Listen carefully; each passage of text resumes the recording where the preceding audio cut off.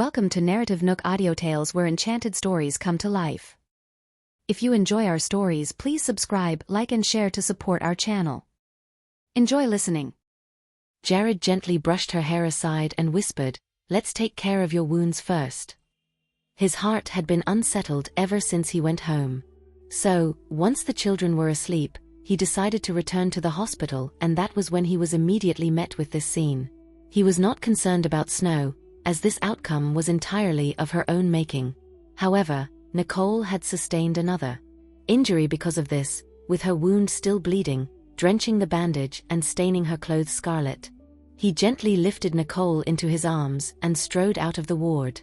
"Clean the room," he said before carrying Nicole to the emergency room so that she could treat her wounds. As for Nicole, her heart began to calm and settle in his embrace. She rested her head on his shoulder, feeling reassured. She knew that Snow would show up eventually, but this encounter had left her bamboozled. She had anticipated that Snow would wait for another 2 days before making a move. Still, it seemed that Jared's arrangements had worked. There was no place for Snow to hide anyway, so she had no choice but to take a desperate risk and appear in such sudden fashion. She draped her arm around his neck and looked up at his handsome visage, her lips curling into a smile unknowingly. With him by her side, she felt surprisingly at ease. After a while, once Nicole's wound had been treated, they returned to the ward she had been assigned to. The room had been tidied up, and the men in black had left. But Max was still there waiting for them. "Mr. and Mrs. Johnston? Snow is still being resuscitated, but things aren't looking good for her," Max reported. "Okay," Jared replied, his voice as cold as frost, and his demeanor indifferent. Then, Nicole glanced at Max and asked, "Any other updates?" "The police have been informed, and the subsequent procedures are being carried out according to normal legal processes. The rest is down to what happens to Snow now," Max reported truthfully. They were waiting for the outcome of Snow's resuscitation. If she woke up, everything would be handled in normal fashion. If not, there would be nothing left for them to deal with any longer. "Go back and get some sleep for now. We'll wait for the results tomorrow," Nicole said, having understood the situation and decided not to press any further. At this rate, their next course of action would be determined by whether Snow survived her injuries or succumbed to them. If she survived, she would be held responsible for attempted murder. If not, nothing else would matter. It would be the end of the line as far as she was concerned. "Understood," Max acknowledged and left. Jared then turned to Nicole, whose face had turned pale, helping her back onto the bed. "Rest up, we'll see how things go tomorrow." Before they could rest, however, a knocking sound emanated from the door. This prompted Nicole to frown in confusion. "Come in." Who would be knocking on the door at this hour? She wondered. The door opened, revealing Preston, whose presence surprised her. "It's late. What brought you here?" "I came because of Snow," Preston admitted. "Oh, she's still being resuscitated," Nicole said, not knowing how to respond to Preston. She briefly explained the situation to him and decided not to mention anything else. After a slight moment of hesitation, Preston clenched his teeth and said, "I'm actually here to apologize." "Apologize?" Nicole became even more confused now. Why would Preston want to apologize to me? Preston took a deep breath before he said, "Nicole, I know that Snow was in the wrong. I'll apologize to you on her behalf." Then, he gave her a bow to express his sincerity. "No need for that, really. She's still in a critical situation right now. There's no need to apologize. Besides, it's not your fault anyway." "You don't have to do this," Nicole replied. Although she did not remember everything, she knew that Preston was different from the other members of Dillion's family. He was the only one who had shown her any semblance of kindness. "I'm aware of what happened. She orchestrated an accident and injured you before, yet she's now repeating her mistakes without any hint of remorse. Now, she's suffering the consequences she brought upon herself. She can't blame anyone else." Preston grumbled, feeling that Snow's actions this time were truly outrageous. "Let's not talk about Snow anymore. If you have come to visit me, I must say that I welcome and appreciate that. There's no need to mention something that has already happened. It's only going to affect our mood today. Let's talk about something cheerful instead. Nicole replied, not wanting Preston to feel guilty, and attempted to change the subject. However, the look on Preston's face became even more solemn. I'll come to visit you tomorrow, out of my concern for you. But for now, I need to go. To the operating theater, Nicole said, understanding Preston's intention. Yes. No one in the family wanted to come here because of her foolish actions. However, a family member is still needed for the procedures, so I came, Preston explained. All right then. Go ahead and do what you have to do, Nicole nodded. Preston swept his glance at Nicole, then at Jared before turning around to leave. How heartless of them, Nicole sighed, unable to believe that no one in Dylan's family was willing to come. She understood that Dylan and the others were trying to prove a point by distancing themselves from Snow. They were probably even afraid that Jared would make them his next target of retribution. Then, she looked at Jared and furrowed her brows. Do you think that Uncle Dylan and the others would have shown up if you weren't in the picture? After all, their own daughter could die at any time. Unfortunately for Snow, her life was not as important as their own interests. Jared's gaze remained indifferent. You should get some rest now. To Jared, nothing should get in the way of her rest now, and he would stop anyone else who tried to disturb Nicole. All right, Nicole agreed with a bemused smile on her face. He truly was stone cold, and he did not care one bit about what was happening in Dylan's family. Therefore, Nicole figured that there was no reason for her to waste her energy on them, as it would be better for her to get some sleep instead. Soon, the lights went out, and they fell asleep. Outside the confines of the hospital, however, many would spend the night sleepless. Such was what was happening in Dylan's house, where the living room was brightly lit. The family were all gathered there with obvious unease in their breaths. What do we do now? Are we really not going to do anything? Karen's face was pale. They did not know if Snow was alive or dead, and they felt helpless. They did not even dare go to the hospital. Mom, Preston has gone to the hospital already. Let's just wait for his updates. Rain wiped her reddened eyes and tried to console Karen. Why was she so foolish? She already managed to escape. She should have left San Joto instead of trying to go after Nicole. Again. Now, we don't even know if she's alive or dead, Karen muttered anxiously. Snow just could not swallow her anger. Why should Nicole be able to enjoy life while we're always suffering? And with this incident, we will not be taken seriously in San Joto anymore. Rain sighed, pretending to be distressed. My poor daughter, Karen lamented again. Enough, we have to accept it. She made her decision, so she should suffer the consequences for her actions. Dylan reprimanded loudly, feeling frustrated. He had already done what he could. If Snow still failed, he could only hope that she would not drag them down to hell with her. You heartless jerk. That's our daughter you're talking about. Karen yelled. Dylan glared at her coldly. If you feel bad for her, I'll get someone to send you to the hospital immediately. Karen choked. If she were to go to the hospital now, she would be announcing to the entire world that there was a connection between her family and what Snow had done, rendering them guilty by association. And if Jared wanted to take revenge on them, they would not be able to retaliate. Karen's face turned pale. In the end, she could only give up, calm down, and remain silent. Mom, Dad? Preston is at the hospital now. He'll update us soon, Rain comforted. The grimace on Dylan's face was even more sour now as he mumbled, isn't he worried about dragging us down? But one of us must show up. Not to mention, Preston has always had a cordial relationship with Nicole. He's the only one who can be there without stirring anything up, Rain explained. She was of the opinion that Preston was the perfect person to take care of this matter. Dylan looked at Rain and questioned, is everything in its place? Whatever happened, Jared must not find out that they were the ones aiding Snow in secret. Otherwise, they would go down with her as well. Don't worry about it, Dad. Rain promised solemnly. Dylan nodded his head, feeling a sense of relief. If Jared did not notice anything, and they maintained their distance from Snow. And her situation, they could very well elude a disaster. "Mom, Dad, it's getting late. Why don't you both head upstairs and call it a night?" Rain suggested, worried about them. Dylan glanced at Karen and headed upstairs first. Karen gritted her teeth, and without uttering a word, she followed him upstairs. Rain and James were the only ones left in the living room. They turned to look at each other, and the nervousness they felt instantly disappeared.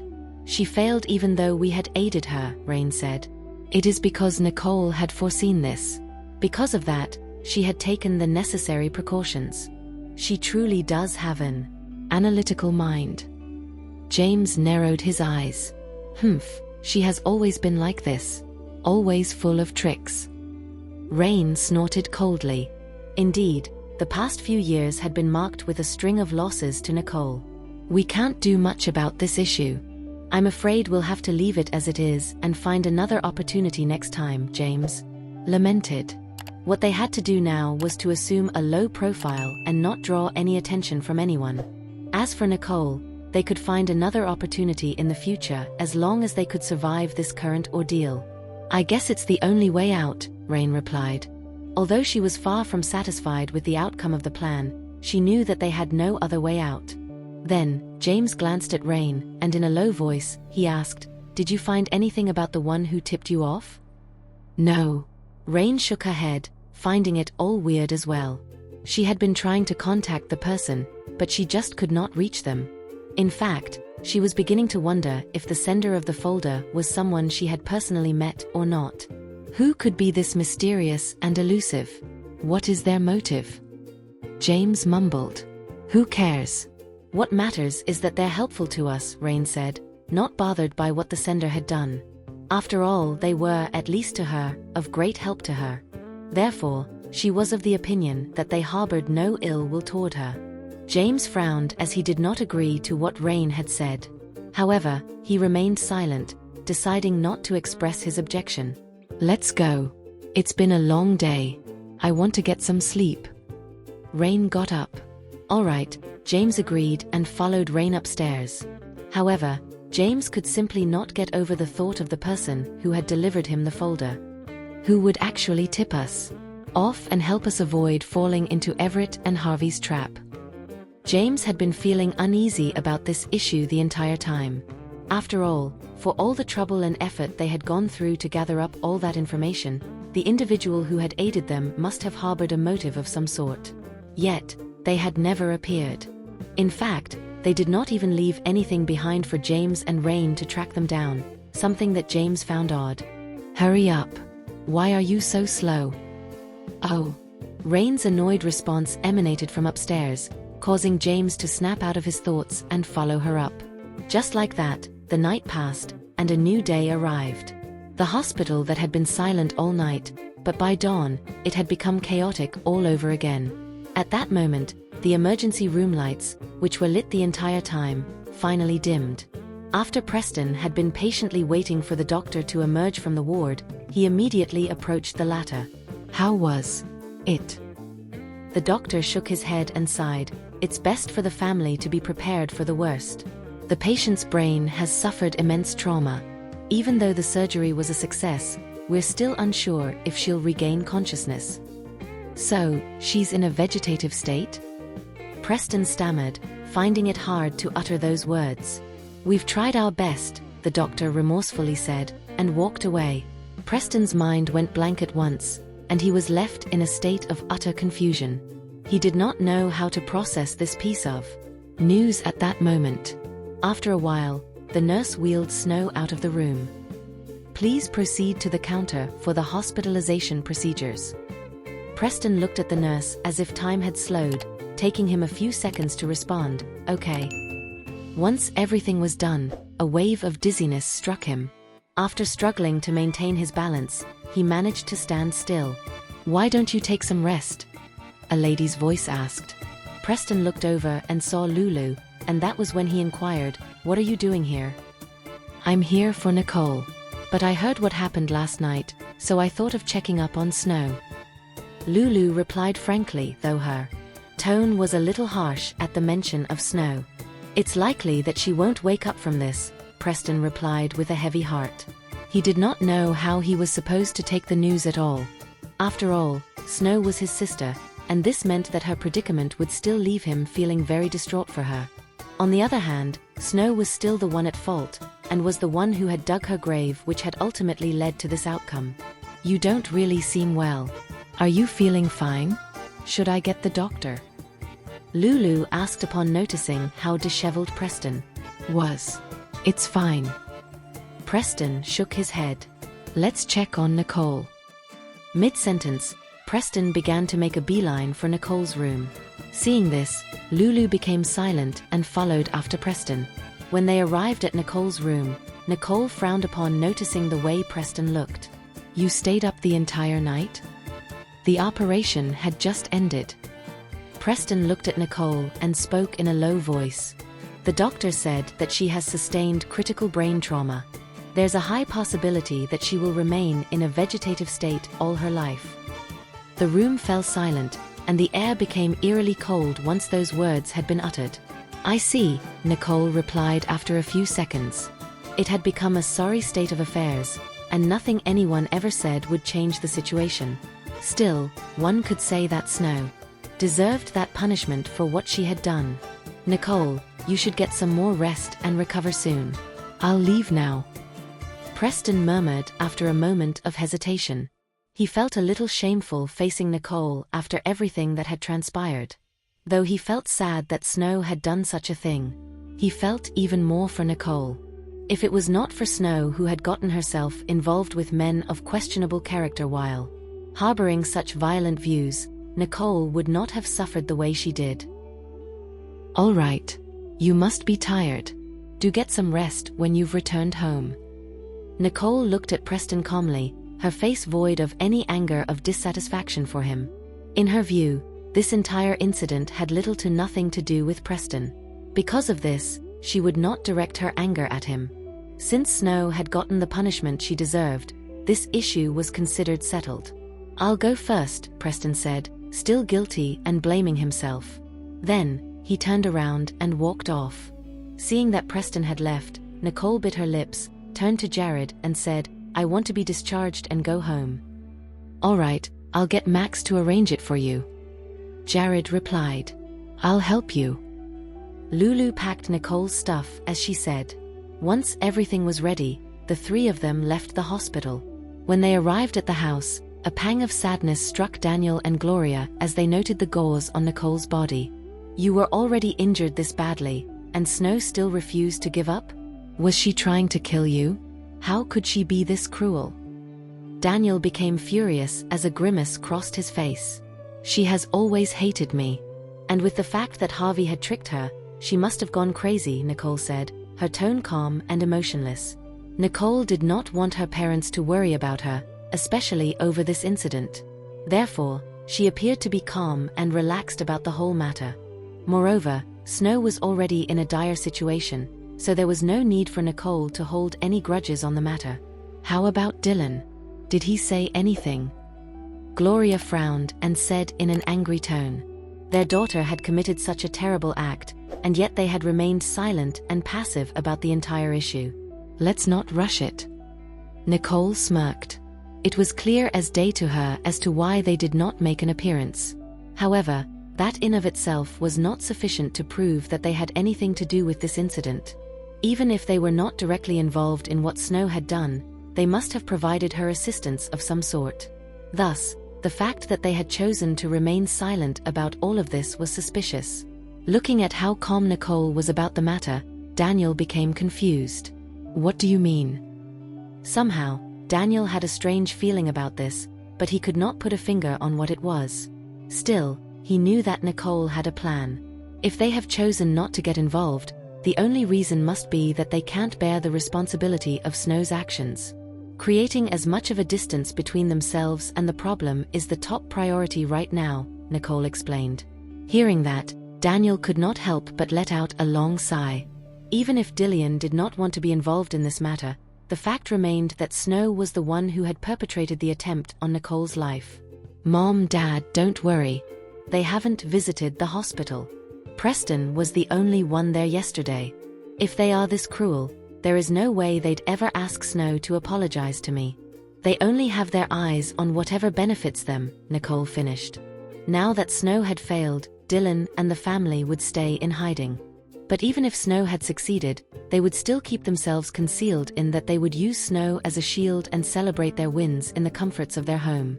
They would not genuinely care about their daughter, as they had concern for nothing but their own interests. Nicole smirked and a streak of coldness flashed across her eyes. Soon, she would teach these snakes a lesson and give them a taste of their own medicine. Mom? Dad? I think we should allow Nicole to get some rest in her room, Jared said in a soft voice. Hearing that, Gloria instantly advised, "Oh, we've been busy talking. You should get some rest. Your health should be the top priority right now. You should go back to your room and lie down. Don't do anything else." Feeling warm and fuzzy inside, Nicole gently replied, "All right, I'll go up now." Watching Jared carry Nicole up the stairs, Daniel and Gloria glanced at each other, and their looks of concern shifted to annoyance at an instant. "Why don't you talk to your dad? Dylan and his family really went overboard this time," Gloria muttered. "Snow is now in a vegetative state. What will change if I talk to Dad?" "It will only make him angry," Daniel replied, hesitant. "In that case, what should we do?" Gloria asked through gritted teeth. "I know that there's nothing else we can do about Snow. I'm just worried that with Dylan's attitude, will they continue to harm Nicole?" Gloria understood that Daniel's consideration was valid, but ultimately, she was more concerned about Karen and Dylan's behavior in the grand scheme of things. So long as they were allowed to act with impunity, Gloria could not be at ease. "Let's wait and see how things pan out," Daniel responded, deep in thought. He had a feeling that Nicole had her own plan, and so, he believed they ought to sit and observe instead of getting in Nicole's way. Gloria nodded and looked at the flight of stairs the moment she heard that, her eyes bloodshot and teary. Back in Nicole's room, Jared laid her down on their bed and urged, "Get some rest." "Okay." Nicole smirked and nodded. After all, Jared would not know what Nicole was up to after he was gone. Judging by how brief her response was, Jared instantly knew what she was thinking about. "I'll take care of whatever you have in mind." Nicole widened her eyes in shock. "How do you know?" From the look on his face, it seemed as if Jared could read her mind. Still, it was a wonder as to how he had discovered what she was thinking about, given that fact she had not said anything to her at all. In response, Jared patted Nicole's head dotingly. "What can I say? I know you all too well." Nicole did not have to utter a word. In fact, he knew her so well that Jared could guess what was going on in Nicole's head just from the look on her face. After all, Dylan and his family thought that they could wash their hands from this incident by not showing their faces. Even if Nicole allowed this to slide, Jared would not allow such behavior to go unpunished. Feeling warm in her heart, Nicole smiled. "All right then. I'll go to sleep and wait for your good news." "All right, I'll go to the office now. Once I get off work, I'll come home," Jared assured with a gentle look in his eyes. "All right." Nicole beamed. After Jared had left the room, a smile formed in Nicole's eyes. She laid down in bed to get some rest. At this rate, following the incident, she was ready to seize complete control of Dillcorp. She could tell that after Snow had gotten herself into that mess, Everett and Harvey would not stop there. In fact, they would take advantage of the situation and proceed with little restraint. This time, however, she could not afford to give Everett and Harvey another chance to strike. Whatever happened next, Dillcorp must not fall into the hands of either of these individuals. Even if she had to hand it over to Preston, she would do so, for he was the rightful owner of Dillcorp, not Harvey or Everett. On the other side, Jared had left the Riddle family's house. As the car was on the highway, Max solemnly reported, "Sir, as you've predicted, Everett's men were helping Snow escape from the hospital." It was unbelievable to them as to how Snow had escaped on her own anyway. Therefore, Jared had ordered Max to investigate the incident until they managed to discover something. A cold glint crossed Jared's eyes at once. So, there really was someone behind the scenes. Is Everett having too much fun in life? Sir, the issue is that Everett managed to cover it up well. Although we've discovered that he was connected to the entire incident, we don't have any evidence that points directly at his involvement, Max solemnly explained. That's not the point.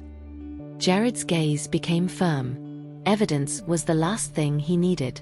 So, how should we proceed? Max asked as he had understood Jared's words. Since he's dying to own Dillcorp, we'll give it to him. Jared's eyes darkened as he stated. Max remained silent, secretly lighting a candle for Everett in his heart. I'm afraid that Everett will be in serious trouble soon. Then, Jared looked up and stared to the front.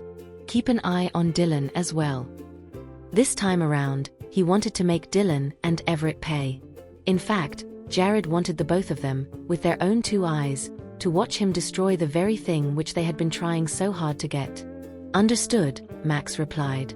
As the car sped across the highway, Jared leaned back against his seat. His eyes were so dark and abyssal that nobody could tell what he was thinking about. Meanwhile, in the headquarters of the Ellison Group, Harvey seemed crossed when he saw Everett. When Harvey saw him, he yelled, "What the hell are you doing here?" "It's an emergency." "Oh, and also, you don't get to have a say here." "There's nothing you should be worried about," Everett retorted, seemingly not fazed at all. Harvey then looked at Everett coldly and asked, "What's going on?" Harvey was not worried about anything. He just felt that it was best for those beneath him to know their place. "You know that Snow has gotten herself into a huge mess, right?" Although Everett was directing the question to Harvey, he was sure that Harvey knew about it. Harvey raised his brows and replied coldly, "Spill." "All right. I was just thinking that we could take this opportunity to seize Dillcorp," Everett muttered in a low voice. He felt that it would be a great opportunity for them. At that moment, Dillian and his family would direct all of their focus on Nicole and Jared. Above all else, they must be worried about being dragged into the situation. Therefore, they would not be able to pay any attention to what Harvey was doing. And if they were to make a move in secret, they could pull a sucker punch and bag themselves the victory at once. Harvey darted his eyes at Everett. "Since you see this as an opportunity, why don't you grab it for yourself? Why would he come looking for me? If he succeeds, he could get rid of me," Harvey thought. "Harvey, we're partners in crime after all. Of course, I'd have to inform you about this." Everett smiled as he said, "Oh." Harvey snorted as if he was very pleased with what Everett had just said. "I think this is the perfect opportunity, so we must be quick to act," Everett continued. "If anyone were to seize the opportunity before they did, they would lose everything." "If that's the case, you may go ahead," Harvey agreed. "All right, I'll work on it now." As soon as he had spoken, Everett carefully asked, "In that case, I'll need your help with." "You may speak to Lewis," Harvey stated bluntly, feeling too lazy to entertain his needs anymore. Harvey knew that Everett had sought him out for a partnership only because Everett was incapable of achieving what he was after on his own. After all those years, Everett had become even more resistant to manipulation. Furthermore, Everett's greed had only intensified over the years. No one could tell for sure when he would bite back. Therefore, there was a definite need for Harvey to be cautious of Everett. After Everett had left Harvey's office, the sly look on his face slowly vanished. His body then straightened, contrasting his previous position where he was bent. Then, Everett scanned his surroundings and strode out of the Ellison Group's company building. Snow had failed her second attempt and, to make matters worse, had fallen into a vegetative state. No one knew about what Everett had done, so this was his chance to fight back. The only thing he needed to do was to pull a sneaky maneuver, and then Dillcorp would be all his.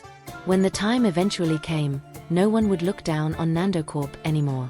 In addition to that, Nandocorp would also rank as a first-class company.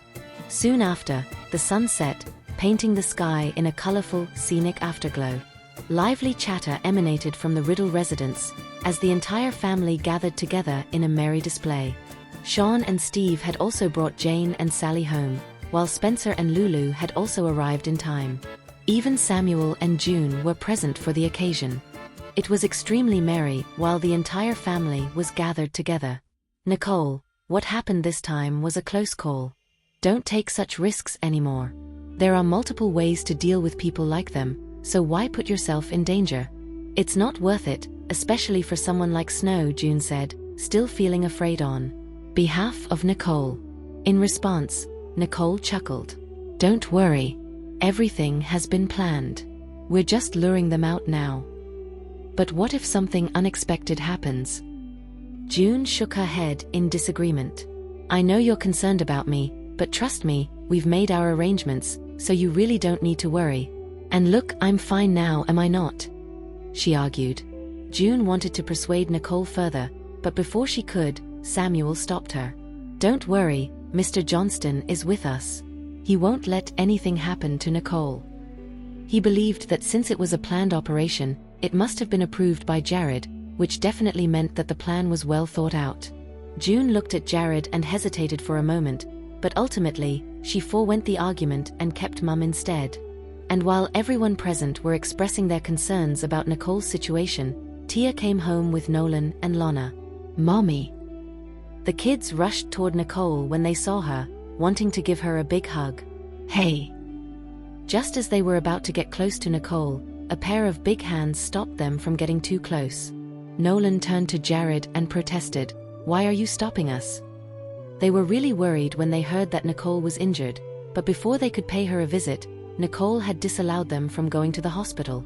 And now that she was back, Jared added salt to the wound by preventing them from hugging her.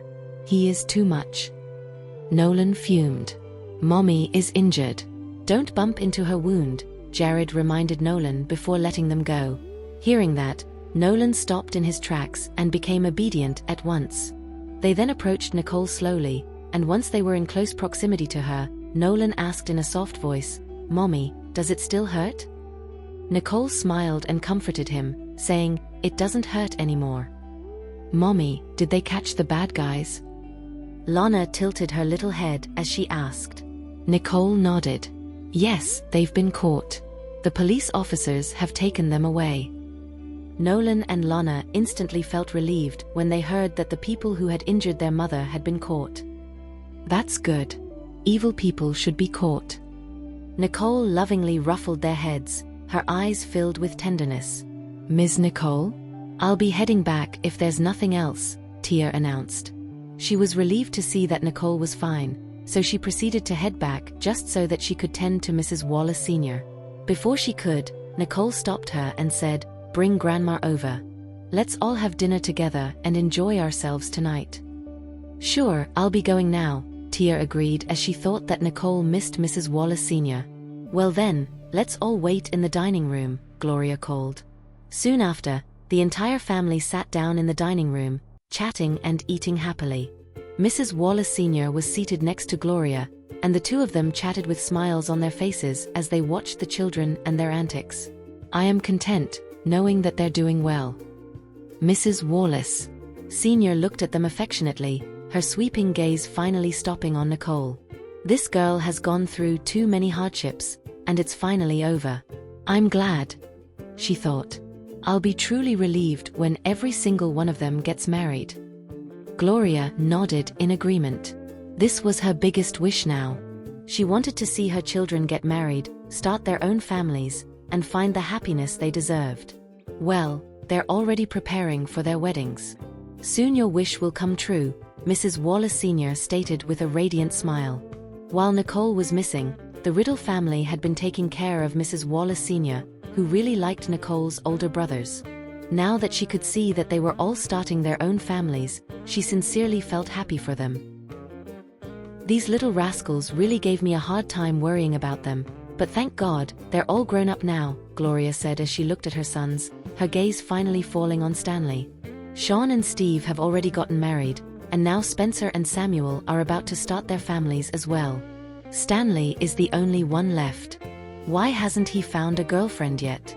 Is it possible that he has neglected his love life because he has been too focused on his work? She wondered. Sensing that his mother was scrutinizing him, Stanley felt a sense of pressure weighing down on him at once. He subconsciously avoided her gaze and lowered his head as he continued eating in an attempt to minimize his presence in the dining hall. He knew very well that he had Spencer and Samuel to face the music with him in the past, but now he was all alone. This meant that he would be the only one left to deal with the pressure of getting soon. This had been foreseen long ago. "Mom, Stanley will find happiness too," Nicole stated, trying to ease the situation for him. Stanley shot her a grateful look, for he was truly worried that Gloria would start pressuring him to get married right now. Gloria turned to Nicole and agreed, "All right, let's not rush Stanley for now. Let's talk about you."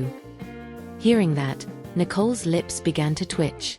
Did I just dig a grave for herself? Can I take back what I just said? "Mom, Spencer and I haven't even had our wedding yet. Don't you have too much on your plate already?" Samuel reminded Gloria. He thought Gloria would already be content planning both the weddings for him and June, as well as Spencer and Lulu. Why is she already worrying about those who aren't about to get married?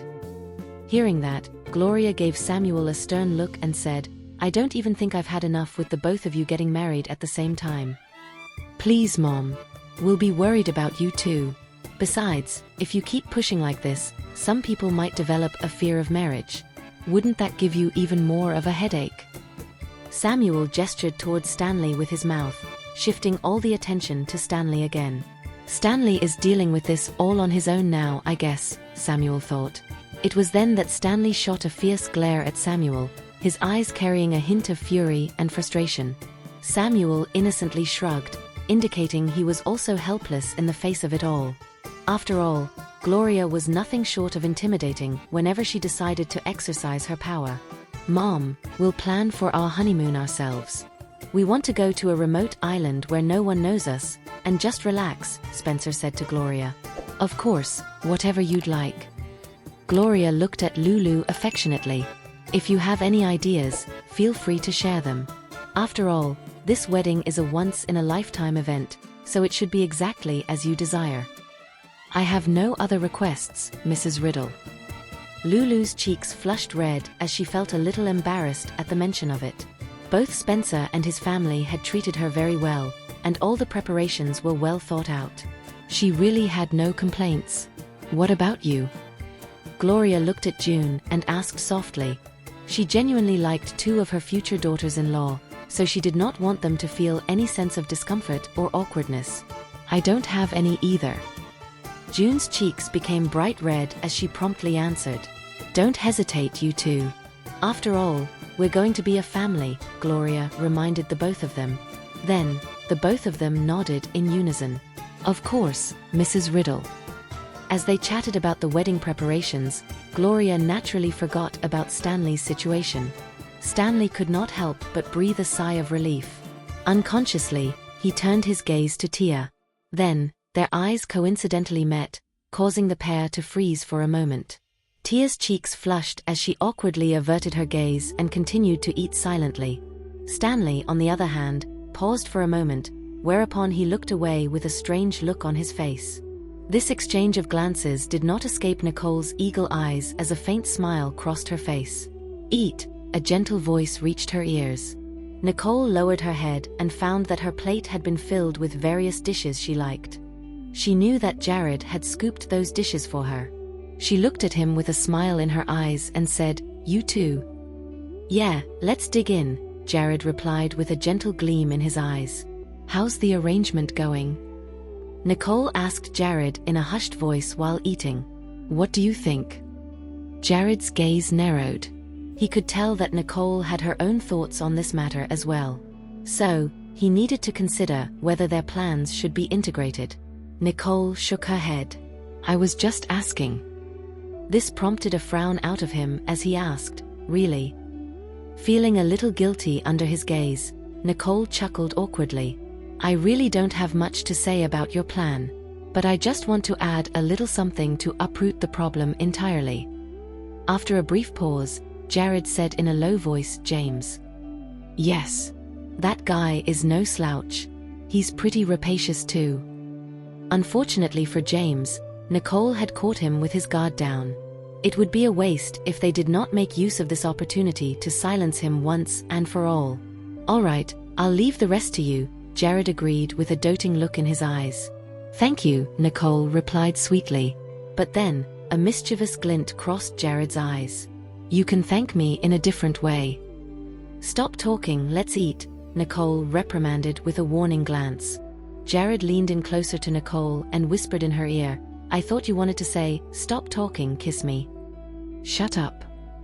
Nicole lifted her head to look around in embarrassment. She was relieved upon seeing that no one was paying attention to them. Seeing her adorable look with her flushed cheeks, Jared's beaming smile became even wider.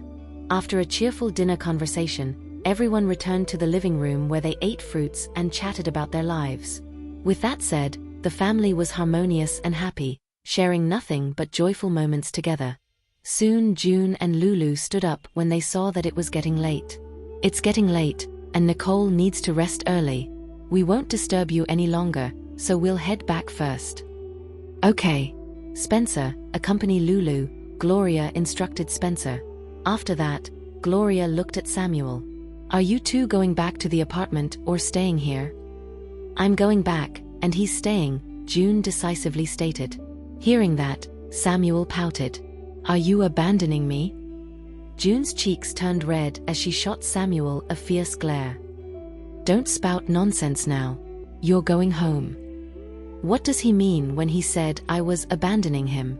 He's almost done recovering and has returned to the Riddle family. June thought, feeling that there was no need for Samuel to follow her back to the apartment.